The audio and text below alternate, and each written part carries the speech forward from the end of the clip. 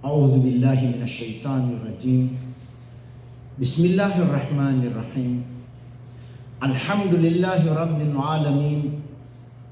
Ashhadu an la ilaha illallah wa ashhadu anna Muhammadan abduhu wa rasuluh. Allahumma salli ala Muhammad wa ala alihi wa ashabihi ajmain. Mga kababayan, mga kapatid, mayroon naman tayong tatalakay na paksa. Ito ay al-ikhlas, sincerity, pagka matapat. Sabi ng Allah sa Quran,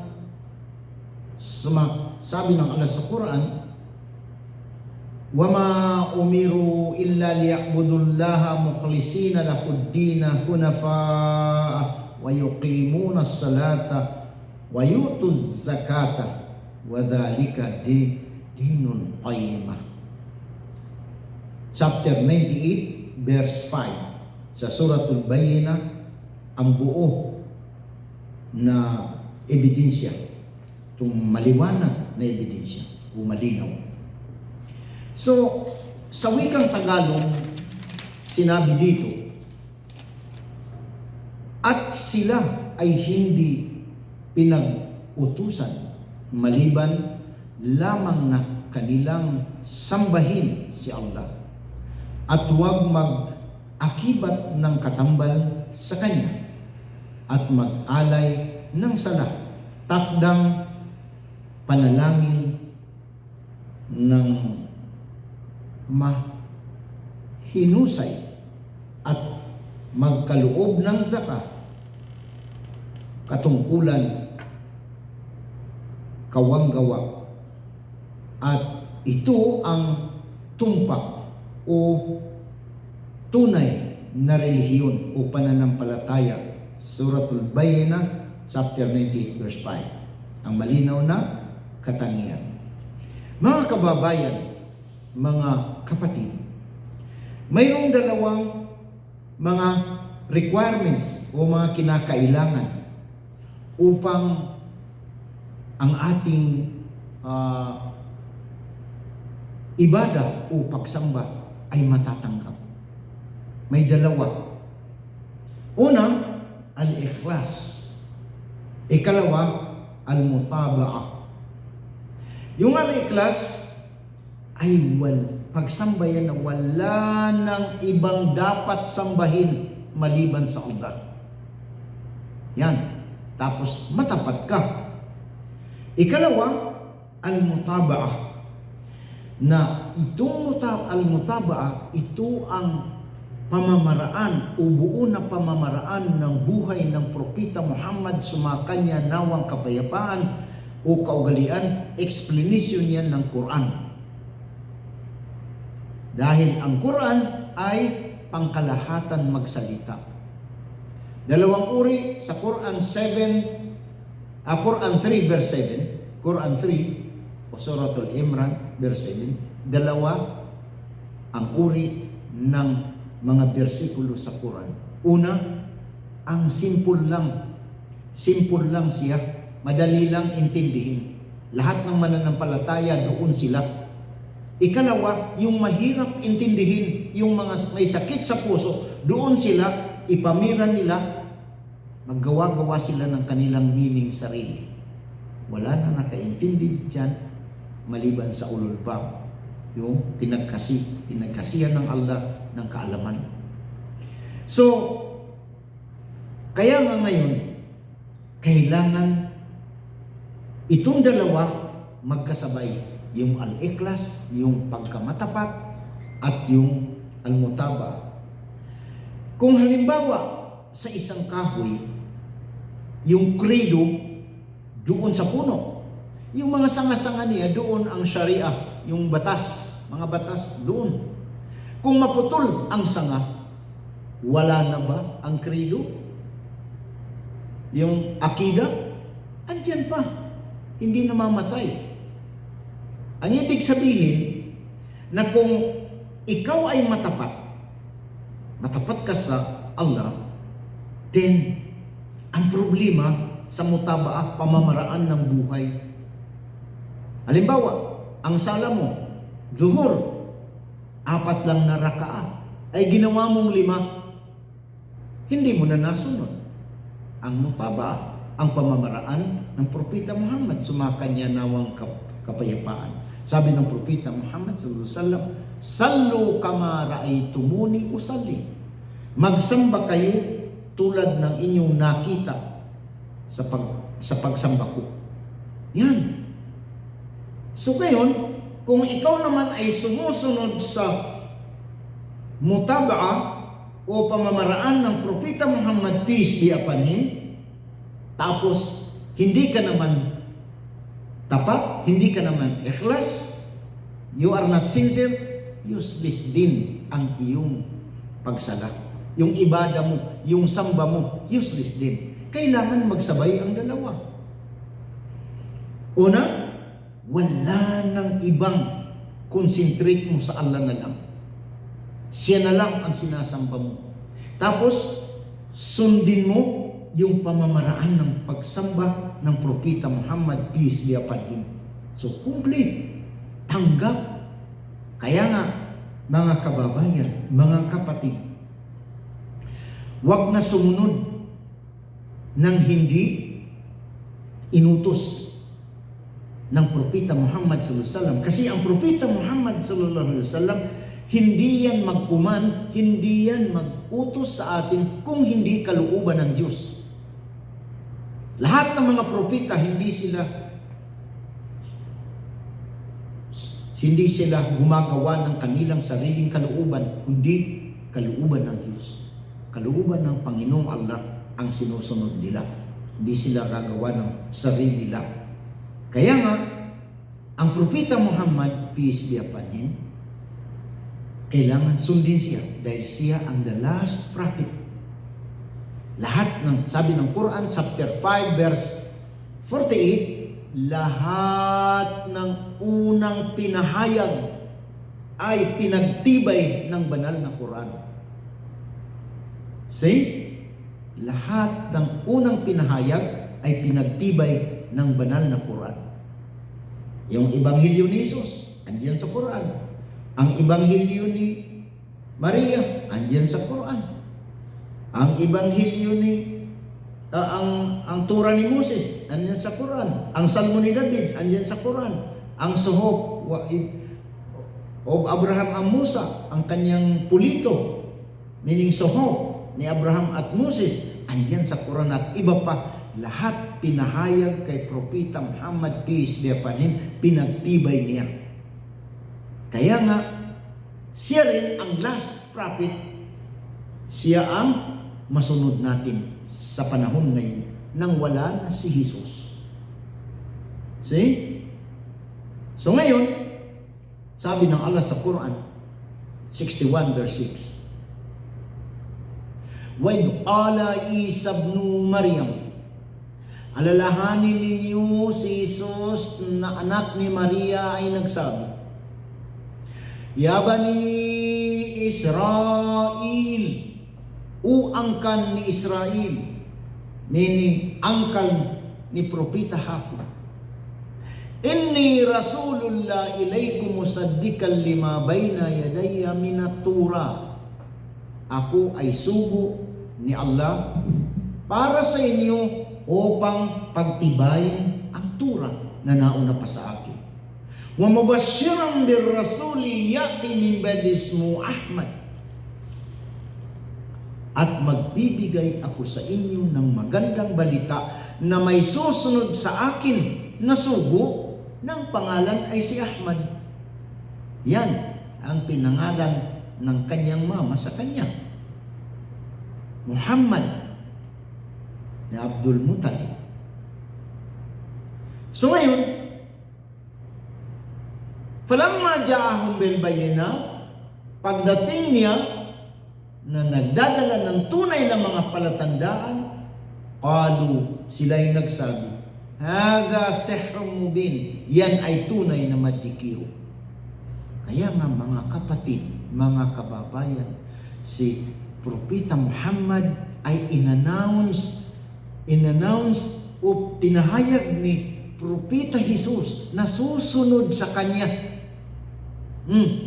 Na anak ni Maria, nagsalita na susunod sa kanya si propeta Muhammad, sumakanya nawang kapayapaan. Pero sabi ng mga tao, magikiro yan dahil sa kanyang mga pinakita na kababalaghan mula sa Diyos, mula sa Panginoong Allah. Kahit sa Biblia ng Christian, makikita natin sa John 16 verses 12 to 13. Sabi ng Jesus, marami pa sana akong isasabi sa inyo, bagkus hindi ninyo madadala ngayon. Pagdating ng Espiritu sa katunayan ay tuturuan kayo. Sasabi niya ang darating na mga bagay-bagay, hindi siya magsasalita mula sa kanyang sarili na kalooban, bagkus mula sa kanyang marinig. Sabi ng iba, Espiritu ba si Muhammad? Hindi. Ang sinabi doon na Espiritu in every era ay yung si Gabriel na anghel na nilikha ng Allah mula sa liwanag. Lahat ng itatanong mo kay Propeta Muhammad, peace be upon him, itatanong mo kay Jesus, itatanong mo kay Musa, itatanong mo kay Abraham, at iba pa sumakanila nawang kapayapaan, hindi sila sasagot, kundi ang Allah ang sasagot. Yun. So, inutusan na ang Gabriel na anghel in every errand. Bawat tanong mo sa propeta, utusan na naman siya. Magkunwari isang tao na matanda doon sa hipapawid, ano dyan. So, ganyan ha. So, ngayon, dahil pinahayag na ang Ebanghelyo ni Jesus, hindi yung Bible ha, yung Ebanghelyo. Ang Ebanghelyo ni Jesus ay wala na. Kaya nga, pinarating ang Muhammad sallallahu alaihi wasallam, doon na nilagay sa Quran. The last book and the last messenger and prophet. Yan. So, nakumpleto na dito kay Propeta Muhammad, peace be upon him. Sabi ng Allah, Al-yawma akmaltu lakum dinakum wa atmamtu alaykum ni'mati wa raditu lakumul Islam madina. Sa araw na ito ay ginanap ko na ang inyong reliyon para sa inyo. Binuo ko na ang aking awa para sa inyo at itinalaga ko ang kapayapaan na relihiyon, Islam na relihiyon para sa inyo. Nakumpleto na. Dito na sa Quran lahat. Kung maghanap ka ngayon ng Ebanghelyo, wala na. Dito na lahat sa Quran. Maghanap ka ng Torah, wala na. And dito na sa Quran. See? Yan na ngayon. So ngayon, balik tayo dito sa Al-Mutaba. Itong gawin natin na example si Propeta Muhammad, sumakanya nawang kapayapaan. So, kung gagawa ka na hindi sinabi ng Allah at ng sugo, kawawa tayo. Dahil sabi ng Propeta Muhammad, peace be upon him, taraktu fikum syai'aini, iiwan ko sa inyo ang dalawang mga bagay. In tamassaktum bihima, kung hawakan ninyo ng mabuti itong dalawa, falan tadillu abadan, falan tadillu ba'di abadan. Hindi kayo mawawala sa matuwid na landas pagkatapos ko. Kitabullah wa sunnati. Ang aklat ng Allah, meaning ang Quran, at ang aking kaugalian, buo na pamamaraan ng buhay, dahil ang Allah ay magsalita pangkalahatan.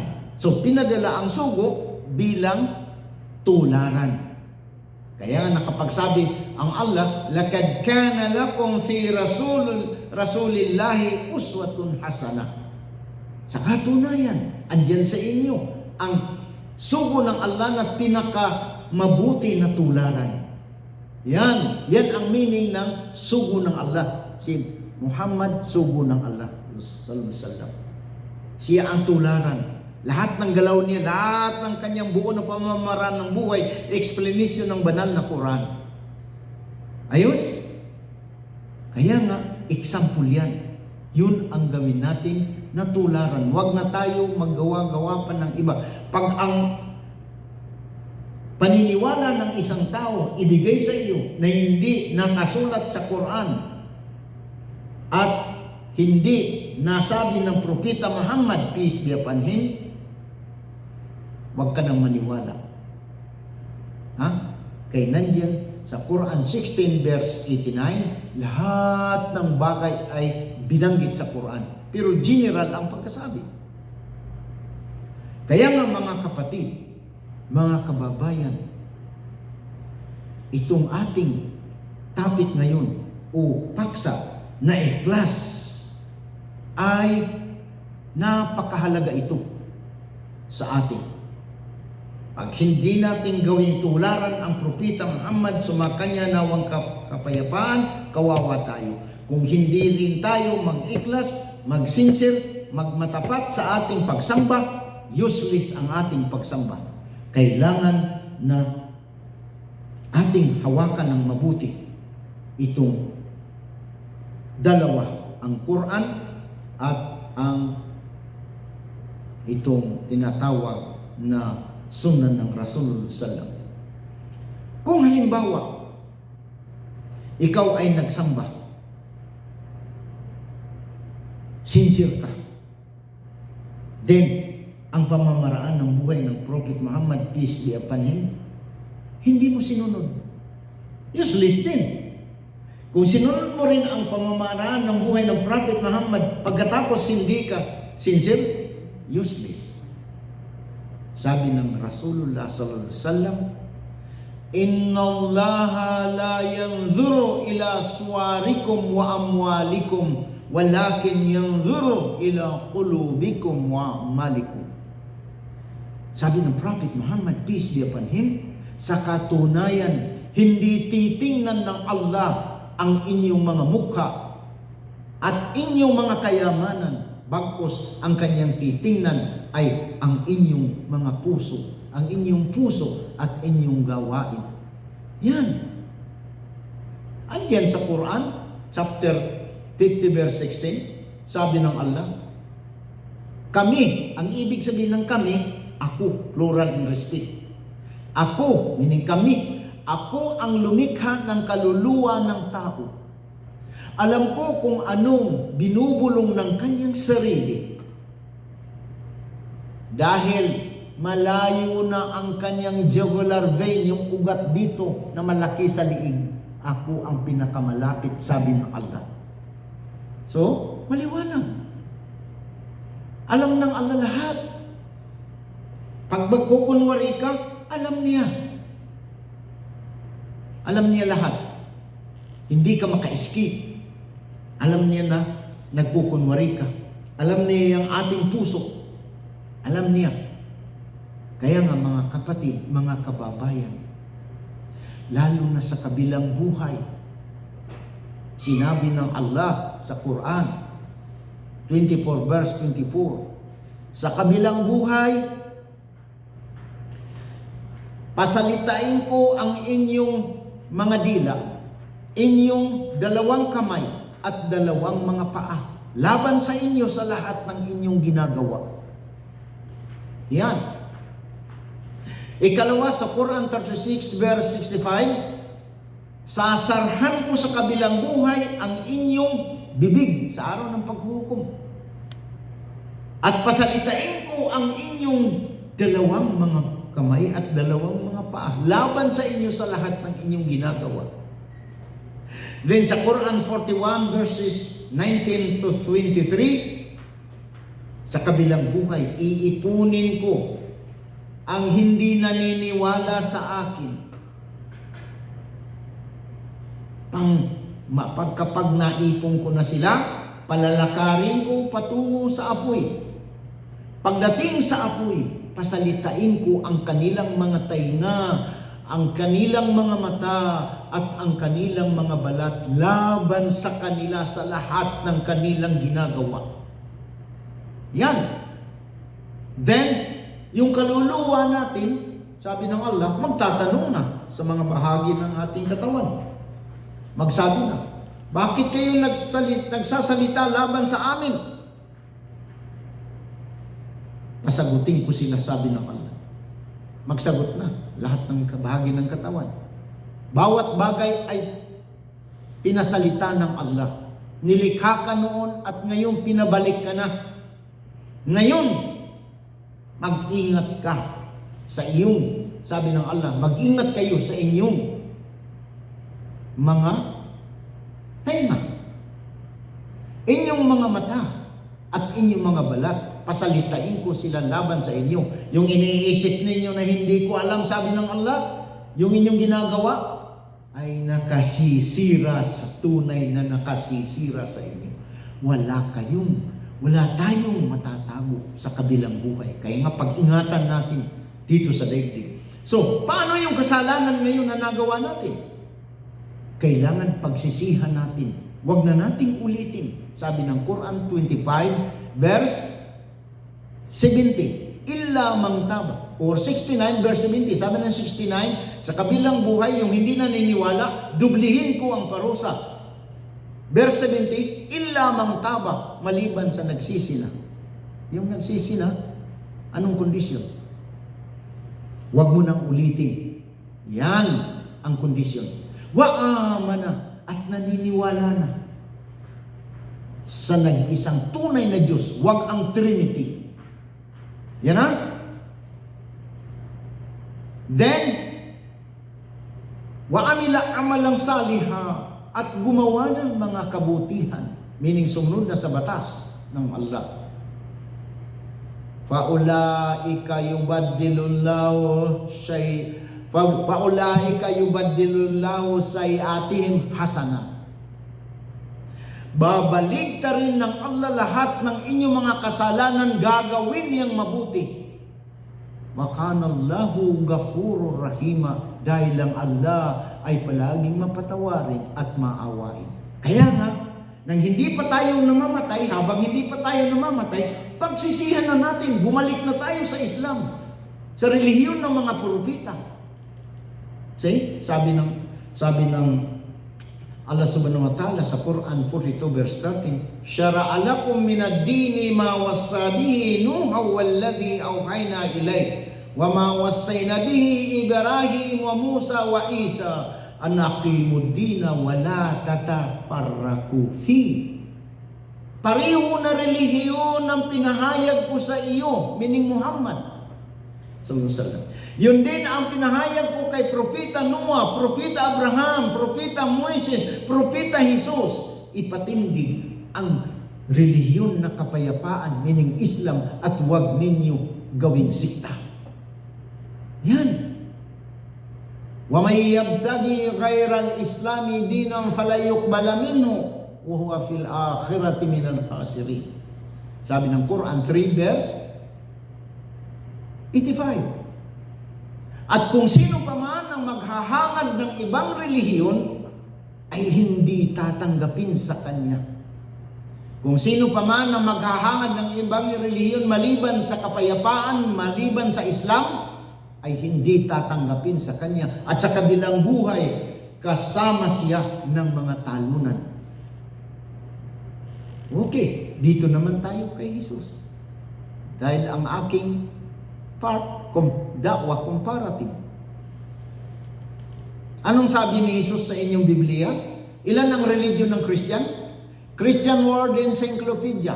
Christian World Encyclopedia 1984, copyright page 17. Sabi ng encyclopedia, there are 22,190 religion of Christendom. 22,190 ang mga relihiyon ng kakristyanuhan.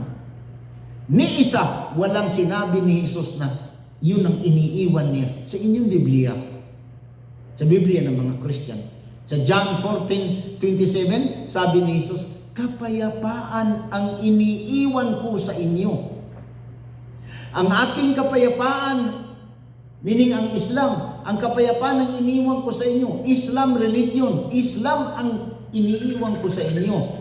Ang aking kapayapaan na hindi tulad ng ibinibigay ng daigdig, huwag kayong mabalisa, huwag kayong matakot.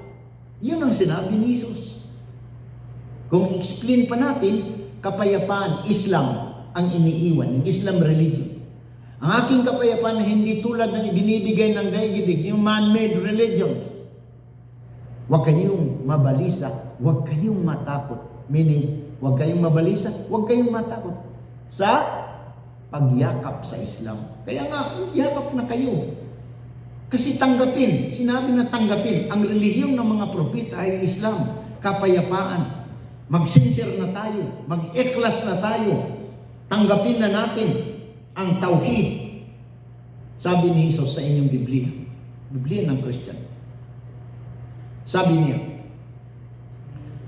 the first of all the commandments is, Hear, O Israel, the Lord our God is one Lord. Sabi naman ng Moses, Deuteronomy 6 verse 4. Hear, O Israel, the Lord our God is one Lord. Sabi ng Prophet Muhammad, peace be upon him, La ilaha illallah. Wala nang ibang Diyos maliban sa nag-iisang Panginoon na si Allah. Sa Hebrew, El, Diyos ng Israel. Genesis 33 verse 20. Yan. So ngayon, isasabi ko na sa inyo, wag lang kayong masaktan. Alam ba ninyo ang encyclopedia, the record of all events, registered yan sa international catalog sa US. Dahil kung hindi ma-register doon, hindi pwede tanggapin ng international na mga library. Bakit? Walang bibili. Baka gawa-gawa lang ng tao. Sabi ng New Catholic Encyclopedia, Volume 14, 1967, copyright, page 299, at New Britannica Encyclopedia, Volume 10, 1976, copyright, page 126, the word Trinity, Trinity, you cannot read or you cannot find in the Bible because Jesus and His apostles did not teach such doctrine. They did not want to contradict the Shema, meaning monotheism, in the Old Testament. Deuteronomy 6 verse 4, Hear, O Israel, the Lord our God is one Lord. Hindi mo makikita ang salitang Trinity, Trinity, hindi mo makikita sa Biblia. Lalo na sa bagong tipan dahil si Jesus at kanyang mga apostol hindi nagturo ng ganyan na paniniwala. Hindi sila tututol sa Shema, meaning paniniwala na isa lang ang Diyos. Sa lumang tipan, Deuteronomy 6:4, Hear, O Israel, pakinggan Israel, ng ating Panginoon ay iisang Panginoon. Yan, kabayan. So, medyo mahaba-haba na ang aking salita at kailangan na dito na lamang po. Maraming salamat sa inyong pakikinig. Subhanakallahumma wa bihamdika ashhadu an la ilaha illa anta wa atubu astaghfirullah wa natubu ilaik. Assalamualaikum warahmatullahi wabarakatuh.